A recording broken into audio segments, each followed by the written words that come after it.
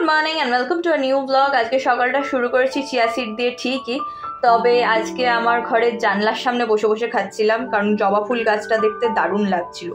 তারপর একটু নাচ করলাম আর এখন লাঞ্চ নিয়ে বসে পড়েছি। লাঞ্চে রয়েছে ভাত, এদিকে রয়েছে ধোকার যে ভাজাগুলো, যে অবশিষ্ট পার্টগুলো যেগুলো ডানলায় দেওয়া যাবে না সেইগুলো, তার সাথে লাউয়ের তরকারি, গতকালের চিকেন আর টক দই, মানে লেফট ওভার্স দিয়েই আজকের লাঞ্চটা সেরে ফেললাম। ধোকার লেফট ওভার যেগুলো আর কি ডানলায় দেওয়া যাবে না, তারপরে গতকালের চিকেন, এই সব। তো তারপরে গেছিলাম মেকআপের ক্লাস করতে।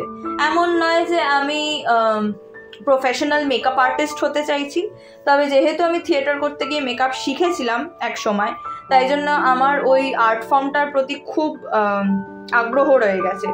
তাই ভাবলাম যে আরেকটু নিজেকে আপ টু ডেট করা যাক, আরেকটু শেখা যাক, তাই জন্য আরেকবার ভর্তি হয়েছি। এবারে ফেরার পথে মনে হলো যে একটু ফলের রস খাওয়া যাক। তো এই নিউ দিল্লির কাউন্টারটা তোমরা অনেক জায়গাতেই দেখবে, যেমন মালঞ্চয় আছে, আমি মালঞ্চর আউটলেটটা থেকে অনেকবার খেয়েছি। তো এইটা হচ্ছে বাঘা যতীনের আউটলেট, যদি কেউ খেতে চাও খেতে পারো। আমি মেনু কার্ডটাও শেয়ার করে দিলাম তোমাদের সাথে। তো আমি নিয়েছি একটা পাইনঅ্যাপল জুস, মানে এতগুলো পাইনঅ্যাপল সাজানো ছিল, সেটা দেখে আর লোভ সামলাতে পারলাম না। আমি ভীষণ ভালোবাসি আসলে পাইনঅ্যাপল খেতে। আমি আমও খুব ভালোবাসি, তবে পাইনঅ্যাপলটা আমার বেশি পছন্দের। তো যাই হোক, দাদা খুব সুন্দর করে সাজিয়ে গুছিয়ে দিচ্ছে, আর আমাকে আবার জিজ্ঞাসাও করে নিল যে বিট নুন দেবে কিনা। অনেকে শুধু শুধু মিষ্টি জিনিসটা পছন্দ করে, আমি সবসময় মিষ্টি না, একটু নোনতা থাকলে আমার মনে হয় ভাল লাগে, মানে ব্যালেন্স হয় ব্যাপারটা।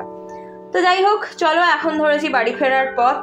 দেখা হবে তোমাদের সাথে আর একটা নতুন ব্লগে। টিল দেন টাটা, সবাই খুব ভালো থেকো, সুস্থ থেকো, সাবধানে থেকো।